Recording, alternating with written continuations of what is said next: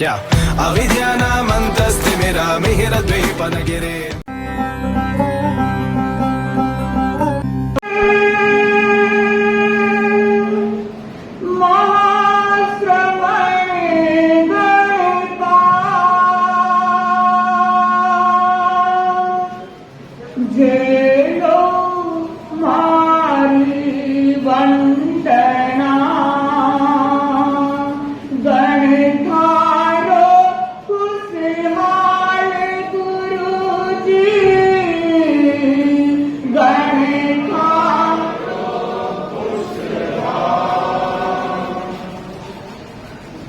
अनंत शक्ति के महास्रोत परम श्रद्धास्पद पूज्य प्रवर के चरण में वंदना।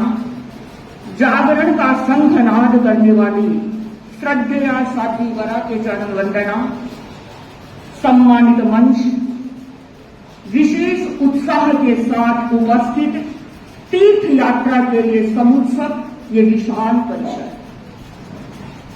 बंधुओं, आज मैं अपनी बात एक छोटे से प्रसंग के साथ शेयर करना चाहूंगी।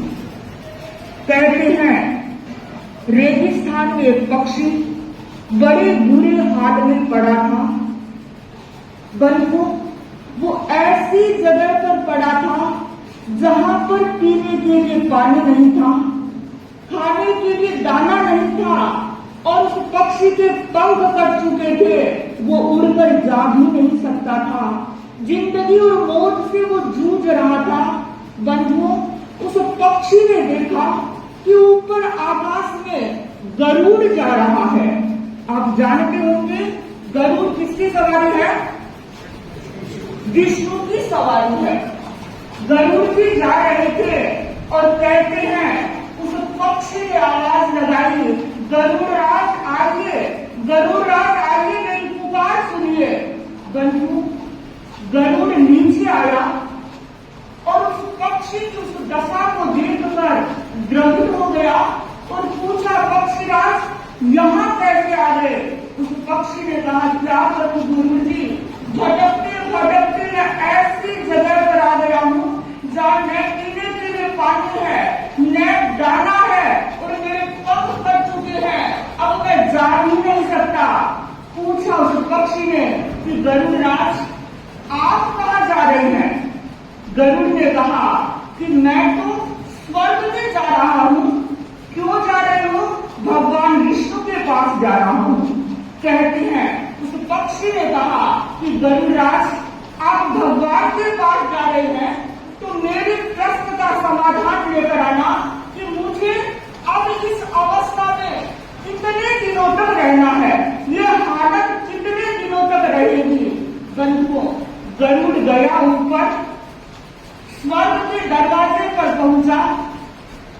दरवाजे पर देवदूत बैठा हुआ था।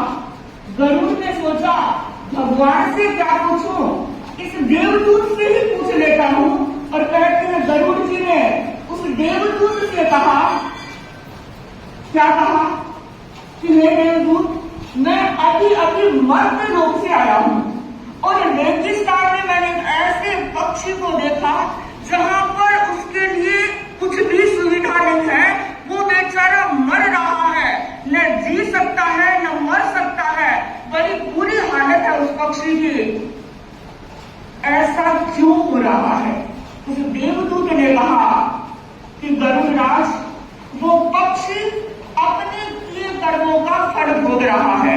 वो पक्षी पिछले जन्म में बड़ा क्रूर इंसान था, बड़े क्रूर कर्म किए थे, उसका फल भोग रहा है। 7 साल की सजा बाकी है।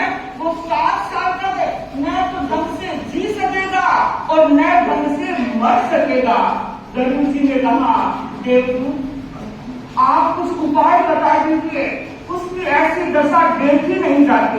देवदूत ने कहा, मैं एक मंत्र बताता हूँ, तुम वो मंत्र उस पक्षी को बता देना। अगर वो मंत्र जपेगा तो हो सकता है उसकी कुछ अच्छा हो जाए। वो कहते हैं, गरुड़ ने कहा, बताइए मंत्र। तो उस देवदूत ने कहा, उस पक्षी को कह देना कि तुम्हें हर हाल में 4 शब्द बोलने हैं। कौन से? भगवान तेरा शुक्र है, तेरा शुक्र है, 4 शब्द बोलना है। और गरुड़ जी आए नीचे, पक्षी ने पूछा क्या मेरा समाधान लेकर आ गए? उन्होंने कहा हाँ, तूने हर हाल में 4 शब्द बोलने हैं। कौन से? बोल कर दो। भगवान तेरा शुक्र है। ये 4 शब्द कैसी भी परिस्थिति आ जाए, तूने सिर्फ ये 4 शब्द बोलने हैं। क्या करता? उसने कहा ठीक है, मैं 4 शब्द बोलूंगा। बंधुओं और पक्षी केवल यही शब्द बोलता है, भगवान तेरा शुक्र है, भगवान तेरा शुक्र है, भगवान तेरा शुक्र है। बंधुओं, गरुड़ जी चले गए और कहते हैं गरुड़ जी 7 दिनों के बाद वापस आए। ऊपर से ही देखा जिस पक्षी के पंख लगे हुए थे पंख आ गए और धरती पर छोटे छोटे पौधे उगाए। एक छोटा सा तालाब था, वो पानी से भर गया। बंधुओं, गरुड़ नीचे नहीं आया, तुरंत देवदूत के पास गया और कहा देवदूत, आपने तो कहा था 7 साल लगेंगे और 7 दिनों में हुलिया बदल गया। उस पक्षी के तो पंख आ गए, दाना पाव पर खेती हो गई और पानी भर गया है, ऐसे कैसे हो गया? तब उस देवदूत ने कहा पक्षीराज, जो मैंने मंत्र दिया था ना वो काम कर गया है। वो पक्षी क्या करता, जब उड़ने की कोशिश करता नीचे रेत में गिरता, गर्म रेत थी, गिरता तब भी वो कहता भगवान तेरा शुक्र है। जब खाने को रोटी नहीं मिलती, दाना नहीं मिलता, तब भी कहता भगवान तेरा शुक्र है। जब पानी नहीं मिलता तब भी कहता भगवान तेरा शुक्र है। वो पक्षी रात दिन एक ही शब्द बोलता, भगवान तेरा शुक्र है, भगवान तेरा शुक्र है, भगवान तेरा शुक्र है। और गरुड़राज भगवान इतने दयालु होते हैं कि वो अपने भक्तों को मरता हुआ नहीं देख सकते, इसलिए 7 साल की सजा 7 दिन में पूरी हो गई। बंधुओं, अब मैं आप लोगों से कहना चाहती हूँ, ये कहानी गरुड़ और पक्षी की नहीं, मैं आप लोगों से कहना चाहती हूँ, इस उत्साही परिषद से कहना चाहती हूँ। बंधुओं, आज हम लोग भी एक मंत्र देना चाहते हैं। आप लोगों को ध्यान से सुनिए, अगर कोई सो रहे हैं तो उठ जाइए। ऐसा मंत्र जो काम करेगा। और अब दिन कितने बचे हैं? 7 ही बचे हैं। 22, 23, 24, 25, 26, 27, 28, सिर्फ 7 दिन बचे हैं। अगर ये 7 दिन आपने मंत्र जप लिया तो निश्चित रूप से कल्याण हो जाएगा। जो आप चाहते हो आपकी झोली में आएगा। बंधुओं, यद्यपि हम देवदूत तो नहीं है, साथी श्री जी देवदूत नहीं है, पर आपको हम बताना चाहते हैं हम गुरु के दूत हैं। और आप जानते हैं जो गुरु के दूत होते हैं वो देवदूत से कम नहीं होते हैं। क्यों? क्योंकि गुरु के पास, देवदूतों के पास जो गुरु के दूत है उनके पास गुरु की शक्ति होती है, उनके पास गुरु की ऊर्जा होती है, उनके पास गुरु की ताकत होती है, उनके पास गुरु का आशीर्वाद होता है, उनके पास गुरु की कृपा होती है। और बंधुओं, जो कहते हैं वो काम सिद्ध होता है। और बंधुओं, जो मैं आपको मंत्र बताऊंगी वो भी 4 शब्दों का है। अभी सुना हमने भगवान तेरा शुक्र है, 4 शब्द थे, और मैं भी 4 शब्दों का मंत्र देने वाली हूँ। कितनी देर जपेंगे?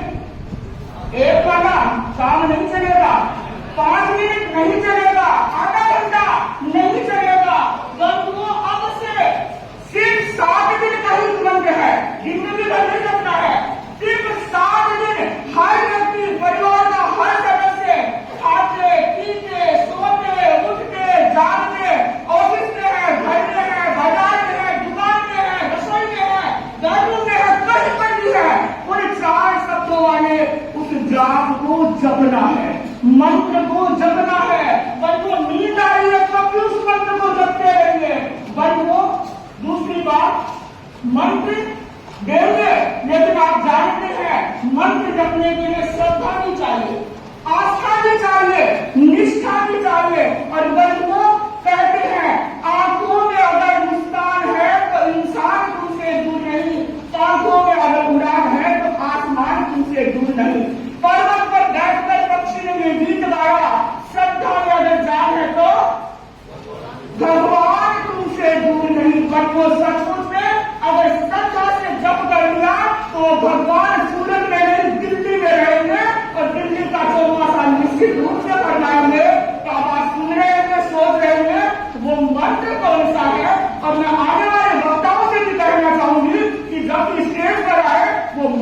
जरूर पढ़े।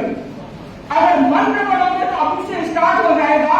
तो वो 4 शब्दों का मंत्र है, गुरुदेव दिल्ली चौपासा करवाओ। कौन सा मंत्र है? गुरुदेव दिल्ली चौपासा करवाओ, गुरुदेव दिल्ली चौपासा करवाओ, गुरुदेव दिल्ली चौपासा करवाओ। बंदों से 4 शब्द है और बंदों कहते हैं ये पॉजिटिव ड्रग्स पूरे ब्रह्मांड में फैलेंगे और गुरुदेव के पास आएंगे और 2027 का चौपासा गुरुदेव निश्चित रूप से आप दिल्ली वासियों को देंगे। तो मैं यही कहना चाहती हूँ, चौपासो अब पक्को यारो,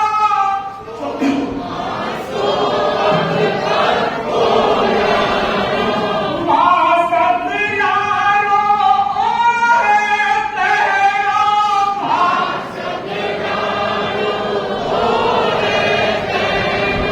हंसी थारी झोली गुरु राज सूरत नगरी में, हंसी थारी झोली गुरु राज सूरत नगरी में, कृपा तेरा सिद्धन दरबार डायमंड नगरी में, कृपा तेरा सिद्धन दरबार डायमंड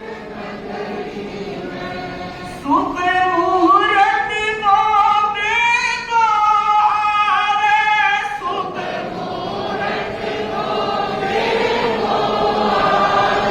श्री मुख स्यु गुरुवर करि मावे, श्री मुख स्यु क्या फरमाएंगे?